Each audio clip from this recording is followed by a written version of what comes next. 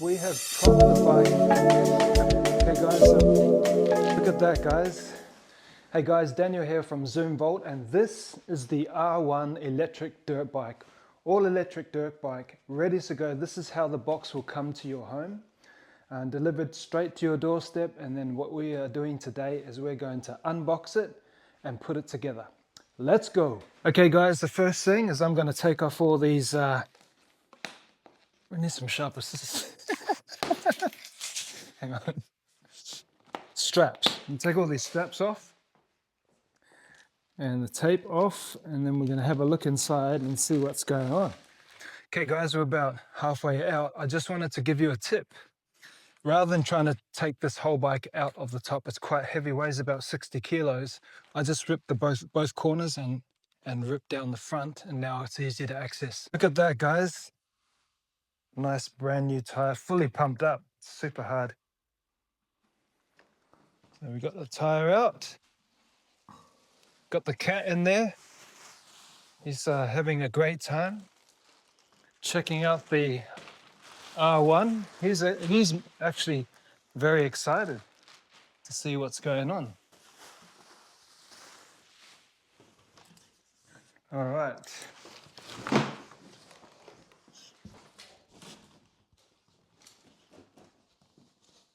Okay guys, so we've got the bike out of the box and it's sitting on this wooden pallet here. So the wooden pallet keeps it nice and sturdy. You can put the handlebars on from here, but eventually you'll have to take it off to put this tire on. The first thing I do when I get the R1 is unclip all of these straps here.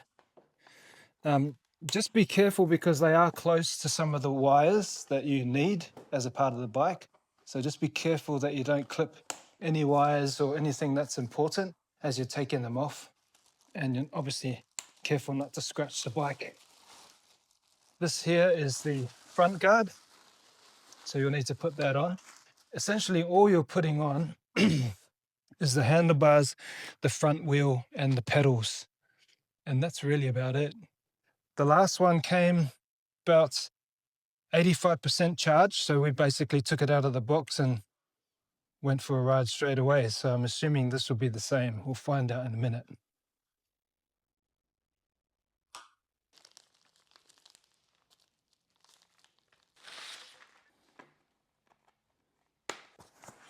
Ooh, look at that. Almost done with the bubble wrap. I will point out that this strap here is it's got a lot of pressure on it because it's holding the shockies down. So as soon as you cut this, it will spring back up. So just be careful and mindful of that. And the same on the other side. You can undo them, but they they knock them up. So I just find it easier just to cut it, just like everything else. Just cut them off. You just got to be aware that it will spring back up. Okay, guys. So this here is your little toolbox, and the charger is in there as well. We'll just take that apart and have a quick look at that. So speaking about tools, the scissors and something like a pliers or something to cut the straps is what you need at the beginning to get it all unboxed properly. And then you've just got basically some sockets and some Allen keys as well. So here we go. Here's the battery charger. She's really heavy duty. In Australia, you'll need the adapter, and it comes with the adapter that plugs on the end there. I'll just quickly show you that while we've got this box open.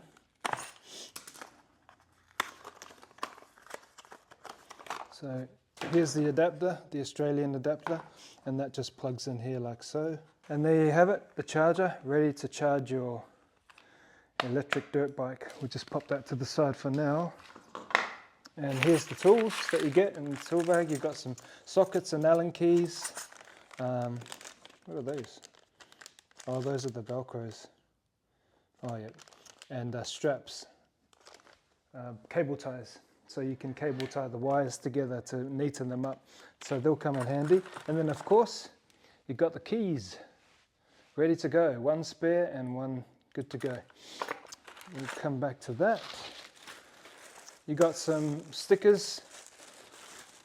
If you're wanting to pop, this one goes at the front there. I'm actually going to black this out. I don't really like stickers too much, so it's going to be all blacked out. But if you like stickers and things like that, you've got the R1 sticker that you can pop at the front. And then here's the pedals. And they're very easy to put on. All right, let's get started. Okay guys, now I'm going to put the handlebars on. This is the first thing that I do when I get it. So these tools are actually way better quality than most. You know, you spend money to get something and then you get these crappy tools, but these ones are actually really good. So you'll be happy to use them. So this one here is just 4 screws that need to come off from the front, and then we can put the handlebar in and adjust it according to what you want it to look like.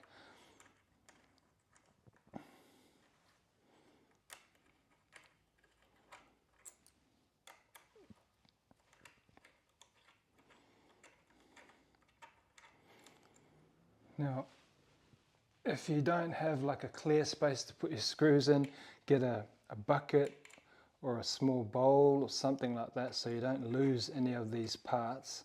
But what I like to do whenever I take something apart is make sure I'm popping the screw that was in there back in the same spot. So I always line them up as if in the position that they're going to go in on the floor. So that goes there.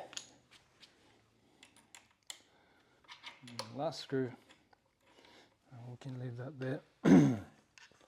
What you want to do first before you put the handlebar on there is you want to pop the accelerator and the brake onto the handlebar first, because what will happen is if you put it on here, it won't stretch far enough for that to go on. So you put the accelerator and the other brake on the handlebar before you pop it into place.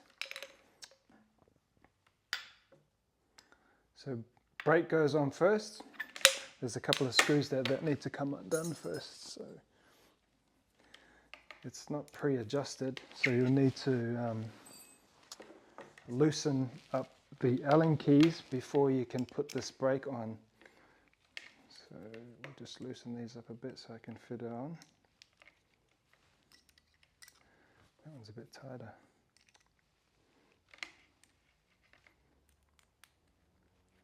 It won't need to come off all the way, but just needs to have enough movement so that the handlebar can slide in like so.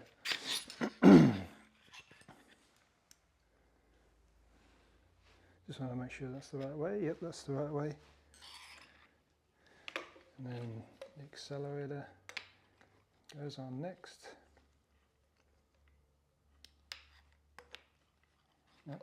Same problem. It needs to be loosened.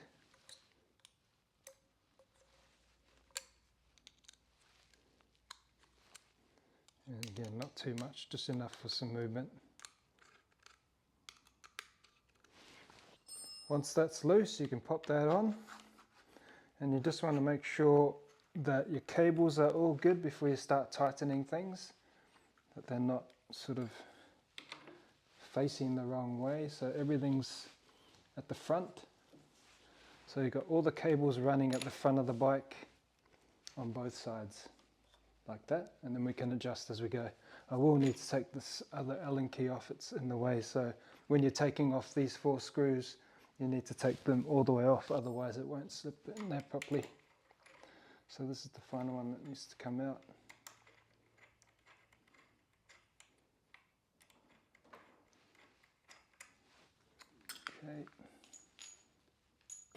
Okay, once you've got the accelerator on and the brake on and they're ready to go, keep them loose because you're going to need to adjust them. The next thing you need to do is pop the handlebar screws back on so that you can begin to adjust the accelerator and brake accordingly.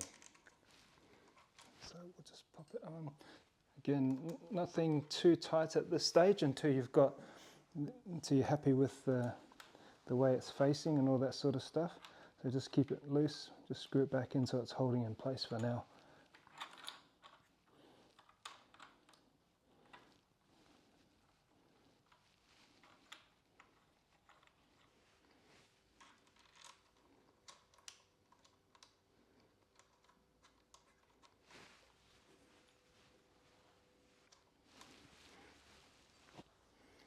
Okay, now we got it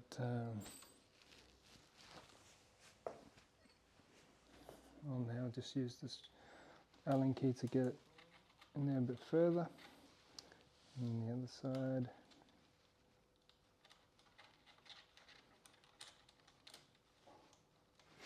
Alright, once you've got the handlebars on there, there is a center circle there, and I just try and make sure that the handlebar is centered between these 2 points by using, you know, roughly where it is. You can always adjust it. It's not going to be a huge deal if you don't get it right the first time, but try and keep it nice and center, and then the more you twist it this way, the further forward you're going to be, and your wrist is going to be a bit further forward. If you like it back, I sort of go right in the middle. That seems to be perfect for me. So you can adjust back or forth with how you want these handlebars to sit, and my preference is right about there in the middle.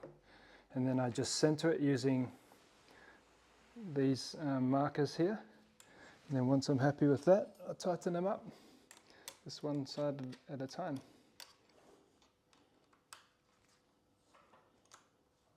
Now when you tighten it, you're not going crazy and putting your elbow into it.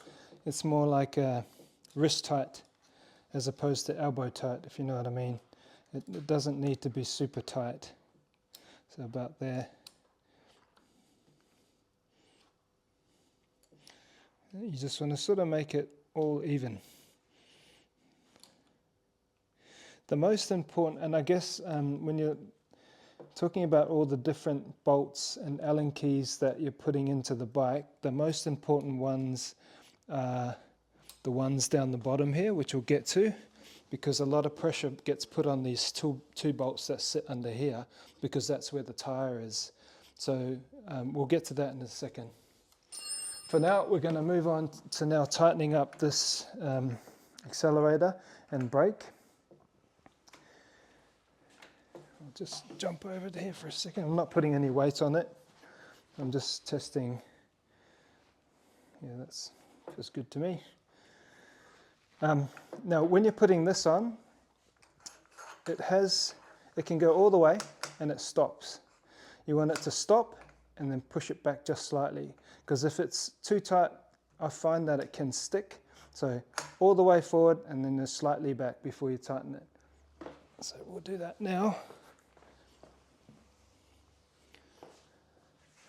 So all the way forward and then a little bit back, and that's about where that needs to sit. And the reason being is if you tighten it and it's too far forward this way, it can tend to be sticky. So that's the reason why you push it back. And it's only very slightly. It's probably only about 1 millimeter, maybe 2 at the most. Just test that, it's bouncing back nicely. Then I can tighten it up a little bit more. The same thing with this one here.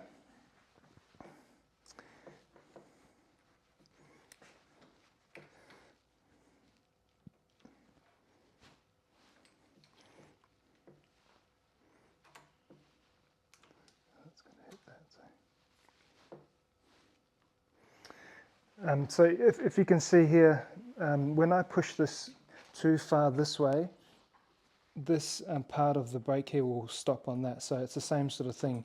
You want to bring it back a little bit and have it so it's just clear of that. And I always like just using my 2 fingers to brake rather than the whole hand. So just, you know, adjust accordingly, sit your hand on there and move this to the place where you can just use your 2 hands to brake, and then that's about where you want to tighten that, and also the angle of the brake too. So this one's down quite a bit. I actually want to bring that up, and this one I'll just bring about there.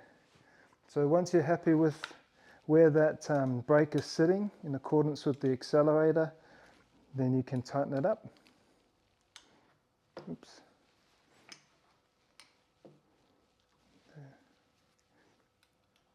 And again, not too tight, not elbow tight, more wrist tight. Yeah, that's comfortable for me. So I'm going to adjust the other side. Cool. We'll leave that one for now. We'll just get moving on setting it up. Now with the light, it has an Allen key adjustment here.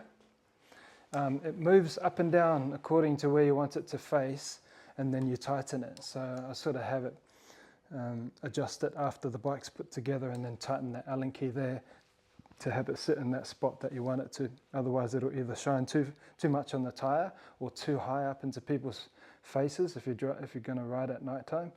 So sort of sit it there and then tighten it up and adjust accordingly once you're on the bike. Okay, handlebars are set, guys. We're now going to loosen these cables up, and that's going to spring up, and then we're going to look at putting this tire on, and I'll show you how to do that. Okay guys, we are going to cut this strap here, and it will bounce up. There we go. The shockies have been released. So that's strap number one. We can do the back as well. Same thing's going to happen. It's not as bad, but oh, that didn't even do anything. My bad. Okay.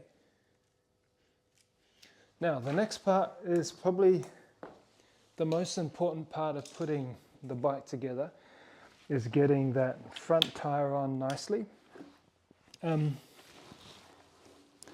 There was a screw down here that dropped down. Everything that you see here is important. So this screw was actually to hold the mudguard up. So what I'm saying to you is, when you open up the box, just look around here for any loose screws that may have fallen down, because everything has a place, obviously. So this one is for the guard. I'm going to put that back up there and hold it there until we're ready to put the front guard on. But the first thing you need to do to get, after you've undone that, is take these bolts off. Just bolt on either side, and there's a pin that's running between these 2 points here that's in this wood. It's quite a smart way of holding the bike down in the box, is that this pin runs through this piece of wood here. This piece of wood is stopping the bike from obviously rocking around too far. But you need to get that off to put the tire on, and then remove this box, which I'm going to go through in a second. These two knobs, if you want to call them, they go onto the tire, so they're important. And these are the 4 screws that hold everything together at the base here. So these things here come in a small bag that's in your toolbox. So you've got the 2 bolts that go here, the pin that sits in there, and then these things here will be in a separate bag inside your toolbox. So how to get this out without damaging it? That is actually, there's really only one way that I've found, and that's to bang it out with a hammer and something like a pin of some sort,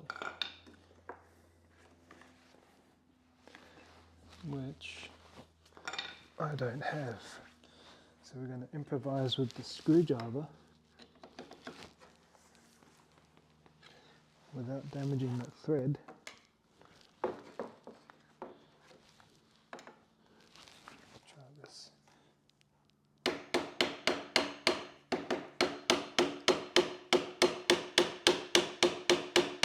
Now do it really, really lightly, because you don't want to damage anything. So I'm just putting the screwdriver right on the edge, not anywhere near the thread, and just hitting it out slowly. Now, when this comes off, one shocky will be longer than the other. It'll drop like that. You can already see, oh no, that's the same at the moment. That's normal to have one shocky longer than the other. Don't worry about that. Some people have messaged through and said, oh, why is one shocky longer than the other? That's normal. When you take it out, one will be slightly off than the other one. You just want to make sure that doesn't do any damage to the bike. So you've got to be careful at this part. What I might do is put some cardboard under here so that it doesn't drop straight on the wood. And now we'll hit that out the rest of the way with the screwdriver.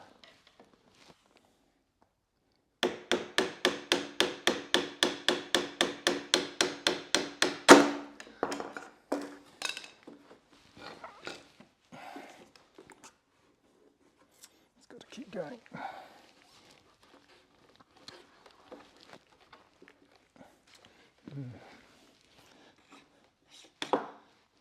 Okay, that's it. All right, this is the pin that sits in the middle to hold the wheel into place.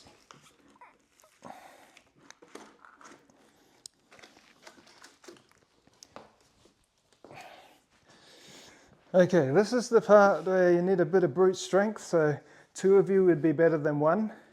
It weighs about 60 kilos, so I lift it off like this. Okay guys, we have propped the bike up in order to put the front tire on. So at the moment, because I'm working from home, I'm just using the gym stuff with a sheet, and it sits nicely on there so long as you take the battery out.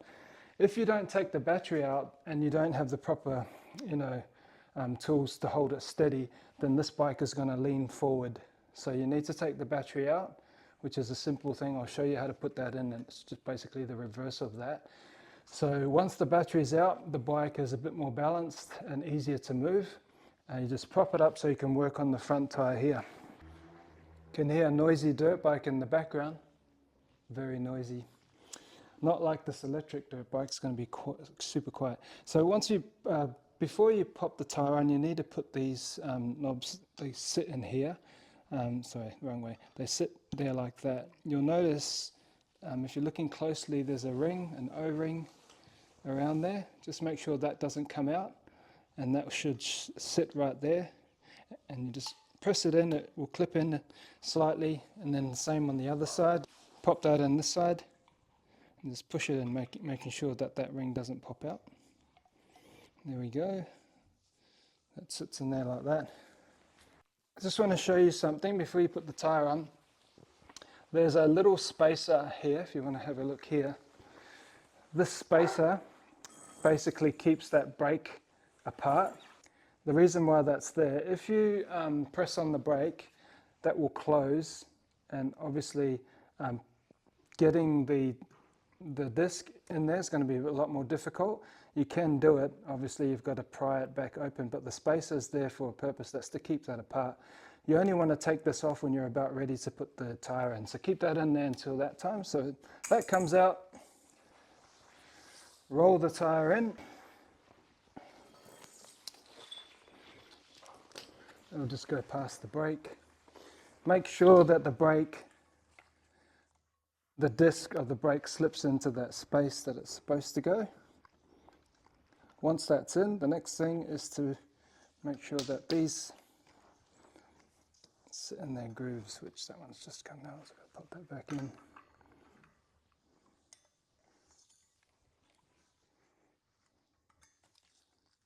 Luckily it's pretty light. It goes in there like that. Then what we want to do is get this thing, a pin, and that goes in there. Usually you would have 2 people doing this part to give you a hand, but my second person is holding the camera.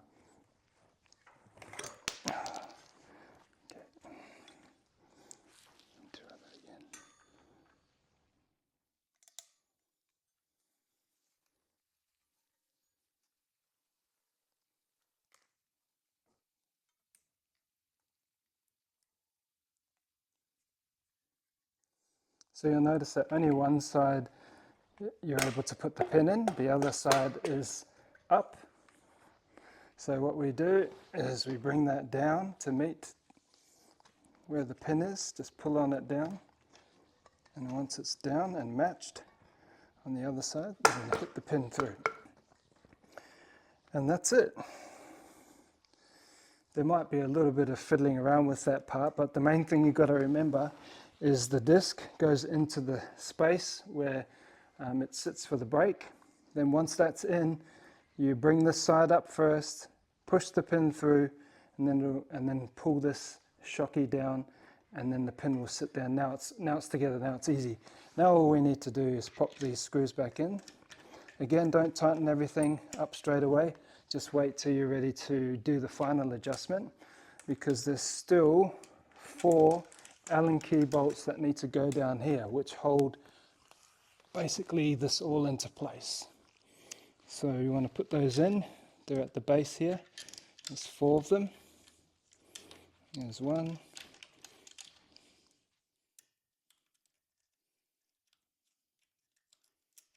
There's the other one.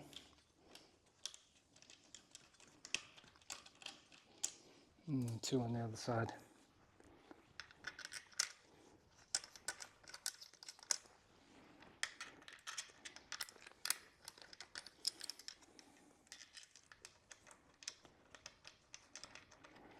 Okay.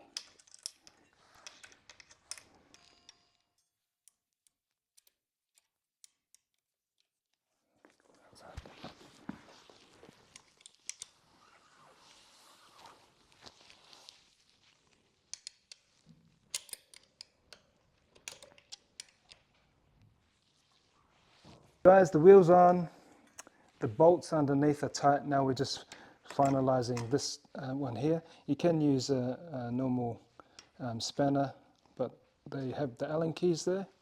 This nice big one here, so that's just as good. And again, not too crazy tight.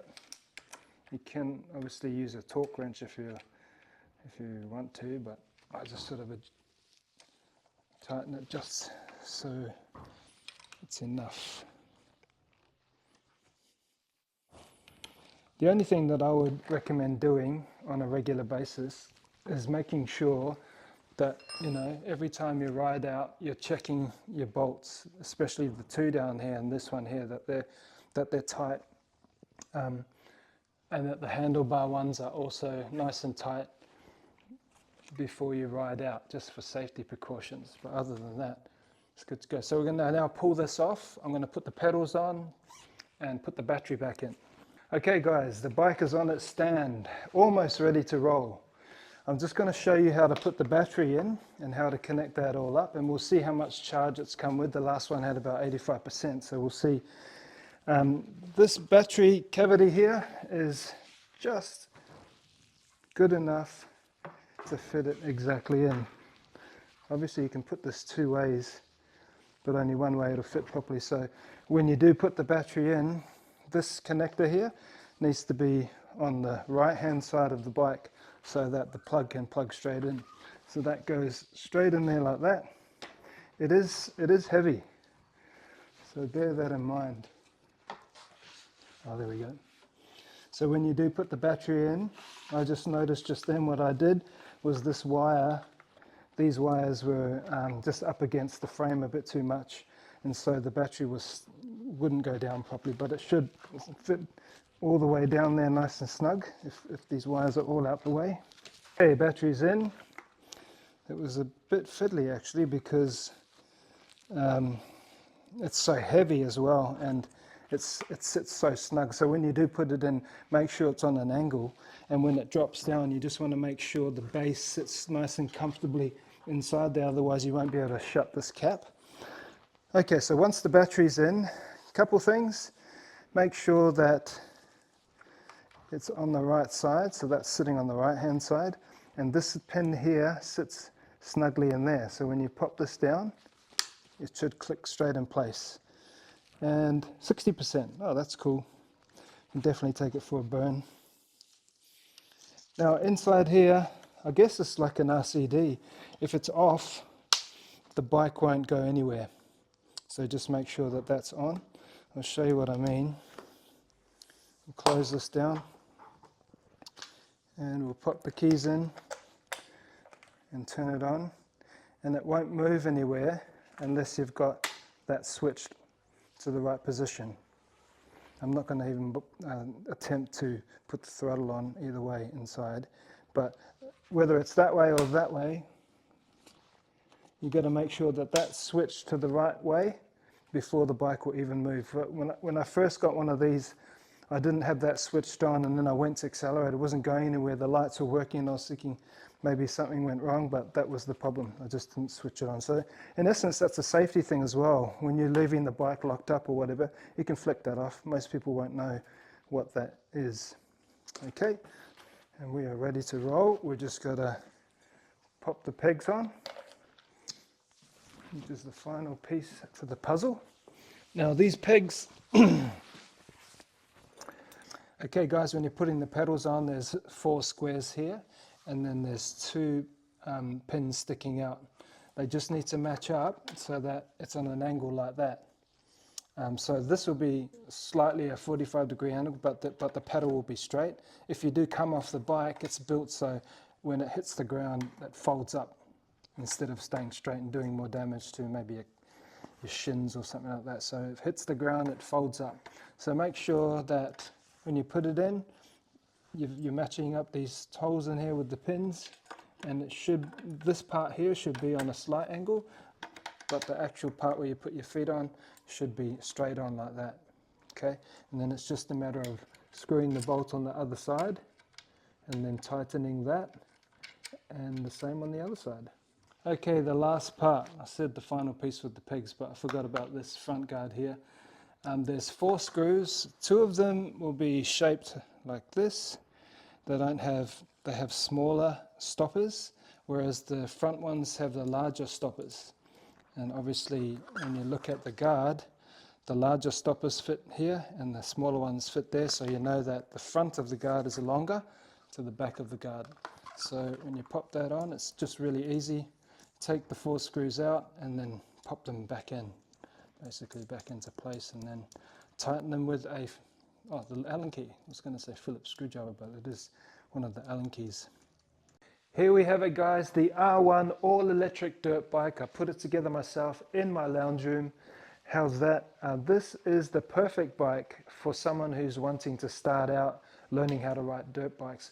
But it also, don't let it fool you, it's got 4,000 watts of silent savagery. It is amazing to handle. Does what you want it to do, all in silence. And on top of that, no servicing. The only thing that I would suggest needs servicing is obviously your shockeys, your chain, but there's no motor.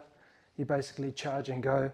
You're going to save on fuel costs, you're going to save on services, and you've got yourself a beautiful beast of a bike. Look at this. Go to zoomvault.com.au/R1 to get yours delivered to your door just like this. We'll see you in the next video.